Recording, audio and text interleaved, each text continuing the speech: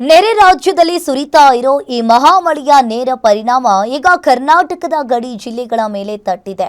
ಕೃಷ್ಣಾ ಸೇರಿದಂತೆ ದೂದ್ಗಂಗಾ, ವೇದಗಂಗಾ, ಪಂಚಗಂಗಾ ನದಿಗಳ ಒಳಹರಿವು ಗಂಟೆಗೂ ಏರಿಕೆಯಾಗ್ತಾ ಇದ್ದು ಗಡಿನಾಡಿನಲ್ಲಿ ಮಹಾಪ್ರವಾಹದ ಭೀತಿ ಎದುರಾಗಿದೆ.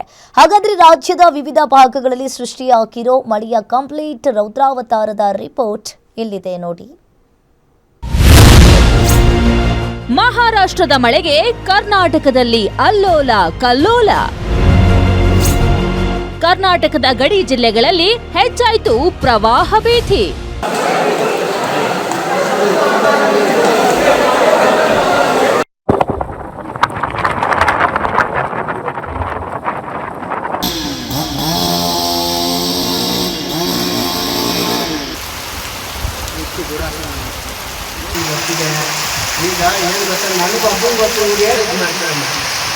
ರಾಜ್ಯದ ಗಡಿಯಾಚೆ ಮಹಾರಾಷ್ಟ್ರದಲ್ಲಿ ಸುರಿಯುತ್ತಿರುವ ಮಹಾಮಳೆ ಈಗ ಉತ್ತರ ಕರ್ನಾಟಕಕ್ಕೆ ಎಚ್ಚರಿಕೆಯ ಗಂಟೆ ಬಾರಿಸಿದೆ.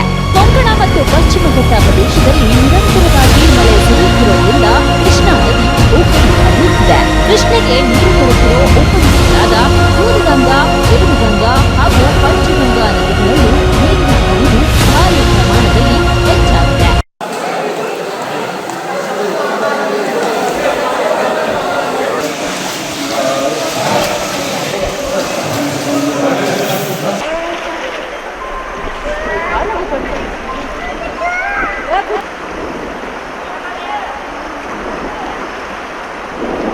ನದಿಯ ಒಳಹರಿವು ಹೆಚ್ಚಾದ ಬೆನ್ನಲ್ಲೇ ಬೆಳಗಾವಿ ಜಿಲ್ಲೆಯ ಚಿಕ್ಕೋಡಿ ತಾಲೂಕಿನ ಕಲ್ಲೋಳ ಗ್ರಾಮದ ದತ್ತ ಮಂದಿರ ಈಗ ಸಂಪೂರ್ಣ ಮುಳುಗಡೆಯ ಭೀತಿಯಲ್ಲಿದೆ. ಈಗಾಗಲೇ ಮಂದಿರದ ಕೆಳಭಾಗ ಜಲಾವೃತಗೊಂಡಿದ್ದು ನೀರಿನ ಮಟ್ಟ ಇದೇ ರೀತಿ ರೈಸ್ ಆದ್ರೆ ಇಡೀ ದೇವಾಲಯವೇ ಕೃಷ್ಣೆಯ ಒಡಲು ಸೇರಲಿದೆ. ಇತ್ತ ಮಹಾರಾಷ್ಟ್ರ ಗಡಿಯ ನರಸಿಂಹವಾಡಿ ದತ್ತ ಮಂದಿರವು ಜಲಾವೃತವಾಗಿದ್ದು ಪ್ರಾಣದ ಹಂಗು ತೊರೆದು ನೀರಿನ ಮಧ್ಯೆಯೇ ಭಕ್ತರು ದೇವರ ದರ್ಶನ ಪಡೆಯುತ್ತಿದ್ದಾರೆ.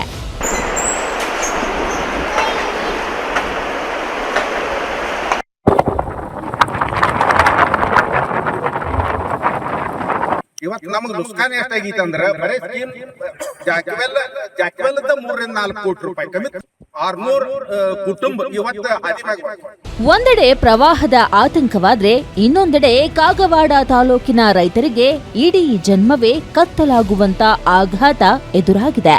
ಶೇಡಬಾಳದ ಶಾಂತಿನಾಥ್ ಹಾಗೂ ಕೃಷ್ಣ ಏತ ನೀರಾವರಿ ಯೋಜನೆಯ ಬರೋಬ್ಬರಿ 4 ಕೋಟಿ ರೂಪಾಯಿ ಮೌಲ್ಯದ ಬೃಹತ್ ಜಾಕ್ವೆಲ್ ನೀರು ಪಾಲಾಗಿದೆ. ಅಮೃತ್ ಕುಡಿಯುವ ನೀರಿನ ಯೋಜನೆ ಕಾಮಗಾರಿ ವೇಳೆ ಅಧಿಕಾರಿಗಳು ಮತ್ತು ಗುತ್ತಿಗೆದಾರರು ನಡೆಸಿದ ಬೇಜವಾಬ್ದಾರಿಯ ಬ್ಲಾಸ್ಟಿಂಗ್ನಿಂದಾಗಿಯೇ ಈ ದುರ್ಘಟನೆ ನಡೆದಿದೆ ಅಂತ ರೈತರು ಆಕ್ರೋಶ ಹೊರಹಾಕ್ತಿದ್ದಾರೆ.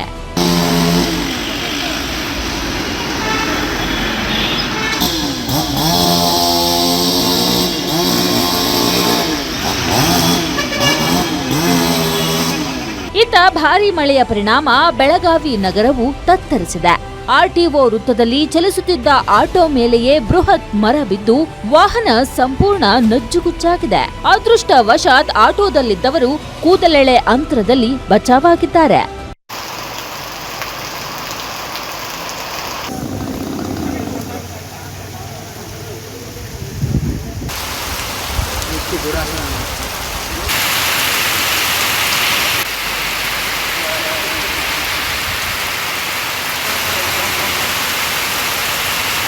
ಇನ್ನೊಂದೆಡೆ ಕಾಫಿನಾಡು ಚಿಕ್ಕಮಗಳೂರಿನ ಕಳಸ, ಕೊಟ್ಟಿಗೆಹಾರ ಭಾಗಗಳಲ್ಲಿ ರಕ್ಕಸ ಗಾಳಿಗೆ ಮರಗಳು ಧರೆಗುರುಳುತ್ತಿದ್ದು ಹೆದ್ದಾರಿಗಳಲ್ಲಿ ಭೂಕುಸಿತದ ಭೀತಿ ಎದುರಾಗಿದೆ.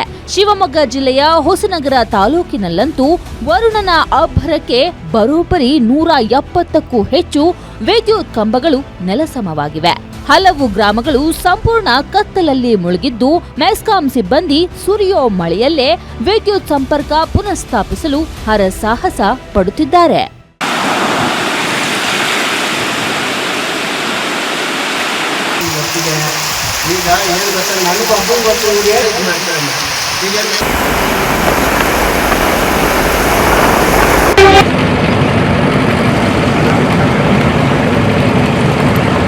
ಒಟ್ಟಾರೆ ಮಹಾರಾಷ್ಟ್ರದ ಜಲಪ್ರಳಯ ಕರ್ನಾಟಕದ ಗಡಿ ಜಿಲ್ಲೆಗಳ ಪಾಲಿಗೆ ಕಂಟಕವಾಗಿ ಪರಿಣಮಿಸಿದೆ. ಹವಾಮಾನ ಇಲಾಖೆ ಮುಂಬರುವ 48 ಗಂಟೆಗಳ ಕಾಲ ಗಡಿ ಭಾಗ ಹಾಗೂ ಮಲೆನಾಡಿನಲ್ಲಿ ಇನ್ನಷ್ಟು ಭೀಕರ ಮಳೆಯಾಗುವ ಮುನ್ಸೂಚನೆ ನೀಡಿದೆ. ಹೀಗಾಗಿ ನದಿ ತೀರದ ಜನ ಎಚ್ಚರಿಕೆಯಿಂದ ಇರಬೇಕಾಗಿದೆ. ಜಿಲ್ಲಾಡಳಿತ ಕೂಡ ಯುದ್ಧೋಪಾದಿಯಲ್ಲಿ ರಕ್ಷಣಾ ಕಾರ್ಯಕ್ಕೆ ಸನ್ನದ್ಧವಾಗಬೇಕಿದೆ. Bureau report, guarantee news.